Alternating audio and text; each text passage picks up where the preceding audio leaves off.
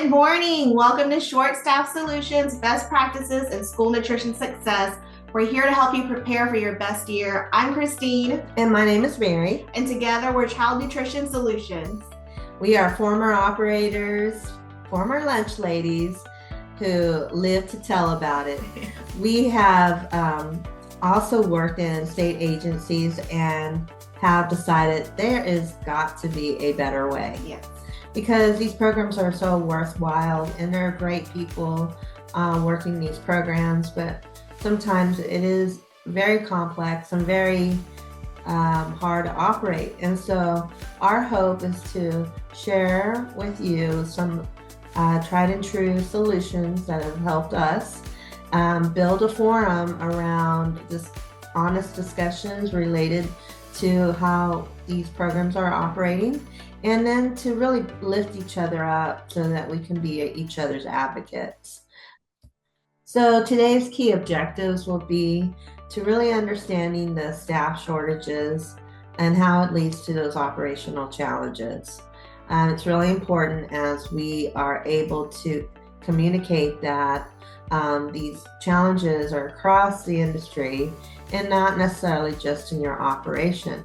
But it's important to share that information with others who are outside our field, who can be our advocates, who help support these programs that, sometimes make the decisions about what happens in our programs. So it's really important to understand those impacts. Important to identify strategies that can help streamline tasks and improve efficiencies, because they are out there. Yeah. And despite the challenges, we know that there are some great programs that are very successful because they figured out what works in their operation. And so we were those operators. We figured out what worked in our operation, at least to the best of its ability at the time that we had with the resources that we had.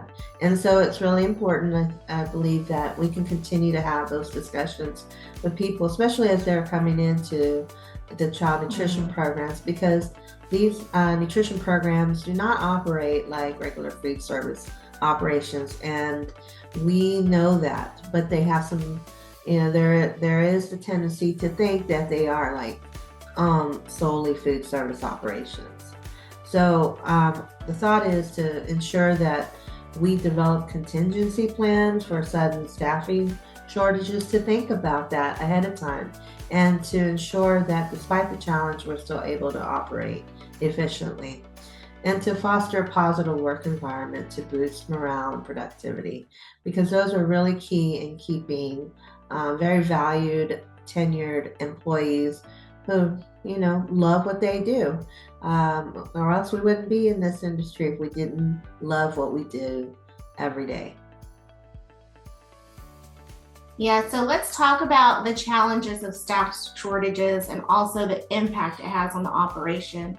Obviously, it increases the workload for everyone else that's left behind. Most importantly, it also reduces employee morale because everyone has to work more, they have to take on a bigger load. And importantly, it impacts the students because the lines may be longer, which means students have less time to eat. It also can compromise the food quality because we're, having to prepare in a hurry. And that also leads to increased risk in foodborne illnesses if we're not too careful and paying attention. The other things that could impact is financial implications. If you have less participation, that means less revenue. While you're increasing your overtime, you can also be increasing your food waste. And clearly it's an operational strain. It makes it so much harder to plan long-term plans. And of course, just like the daily documentation that you have to maintain, those get pushed back on the back burner, and it leads to poor record retention. So some strategies to streamline our tasks that we found very useful in our own operations is first to kind of think about where it is that we need to start. And we've always said to start is really to look at our menu and see how that's impacting our current production operations. So looking at simplifying the menu is the first step. And typically will take is review your menu, remove those unpopular items. Now, this is a very short-term Yes. Solution. Certainly, we're not advocating less variety because we know that that's an important piece of operations, especially if you have a multitude of a diverse student population. So it's really important to think through that as well. But what we're hoping that you do is focus on the meal pattern and the quality of ingredients that have a high student acceptability rate, because it will make a difference to your staff, and it does make a difference at the end of the day if you're able to still offer the quality and the acceptability for students that they're not really impacted by the lack of staff. For example, you could continue to still have your stir fry bowl on the menu if that's something that you have chosen to do, and remove something else, maybe an additional sandwich or a handheld that could be removed. The next strategy is really going to be about batch cooking and preparing in advance. So, some of the most successful operations that I've seen are that when people are prepared, no matter the challenge. So today we're talking specifically about staffing shortages, but you might have other challenges, such as faulty equipment that goes out. You have an emergency and aren't able to utilize water. There's so many things that can happen. And the best strategy is always to prepare in advance and a batch cook. Streamline your food products to batch cook some ingredients for multiple entrees. Cook your ground beef for spaghetti and taco meat if you have them in that same week, or even if you don't have them in that same week, and there's something that you can cook together so that instead of cooking the 10 pounds of beef or chicken, you cook 20 pounds so that you have the chicken or the ground beef prepared for your additional meals, your additional entrees. So it's really important to take a step back and look at how you can incorporate some of those efficiencies in your meal planning. In addition, there's no better way to ensure that your staff is able to provide the support that's needed than to ensure that they're cross-trained. Make the time ahead of those challenges to train on multiple roles. Each specialist should be able to cook, clean, run a register, understand the basis of a reimbursable meal, understand what it means to follow a standardized recipe. Sounds simple enough, but there's still a lot of operations who may not do that. And so it's really important to be an efficient program is to have the cross training.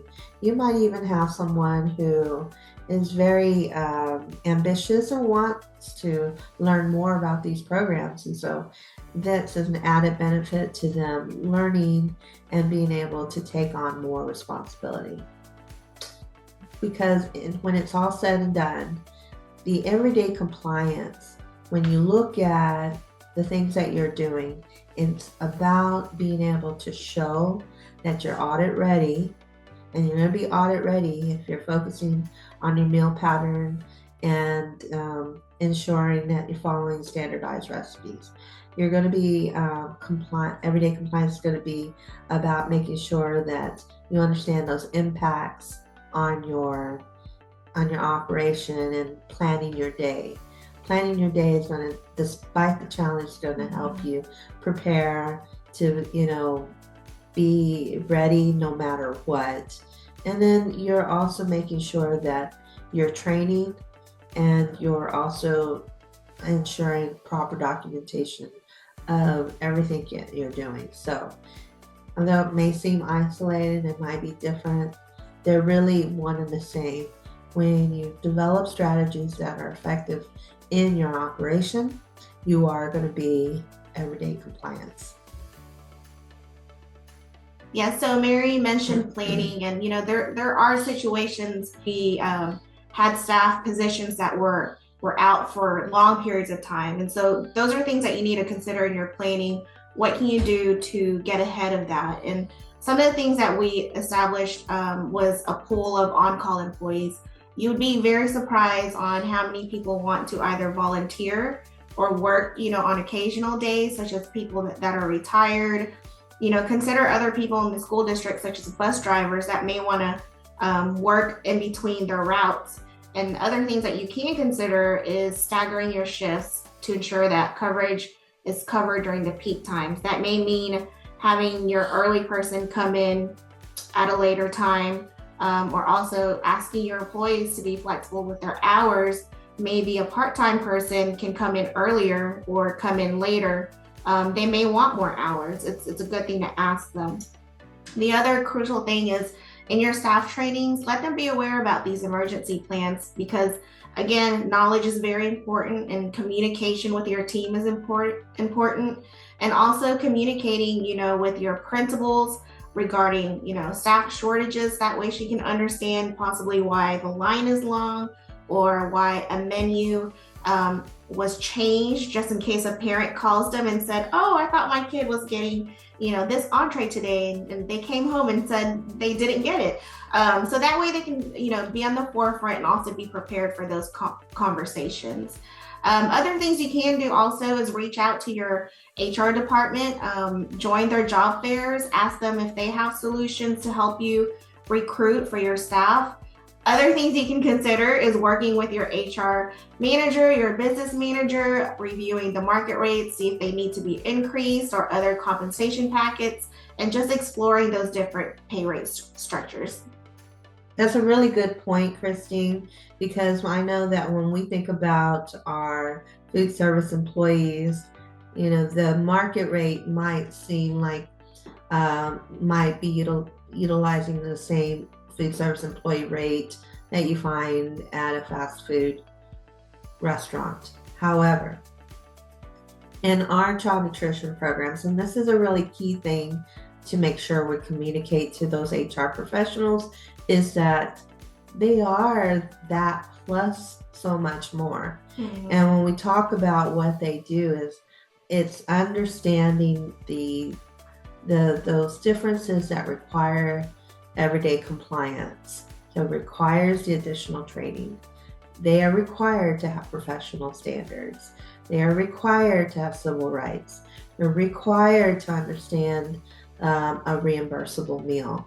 So those things are specialty areas that really require us not just to get a body in the door, but someone who has the ability to really understand the program and to be able to provide the type of customer service that is required for operating these programs, but also have a good being able to understand how to do those things that are required in the programs.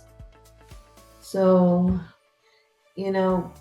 when we don't have sufficient staff, what does that usually mean?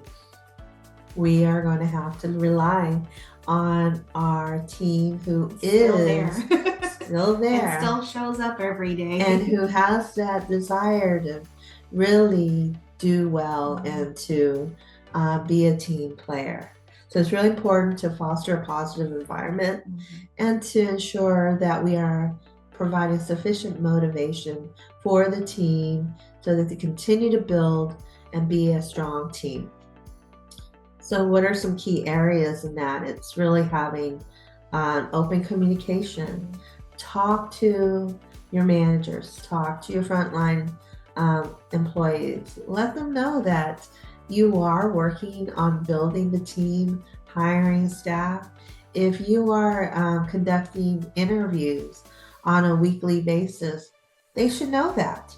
They should know when you have good candidates that are coming in that you're really excited about, because I think that helps them understand that they're being heard. They know that they're valued. It's really important for them to see that. Having an open door policy is also important because it says when I'm having a bad day, when I'm having a tough time, I can come to you and talk it out. Discuss the struggle a little bit because we all have them. You probably have it more than anybody else. But as a leader, you're going to have to be able to say, come to me. We can work on this together.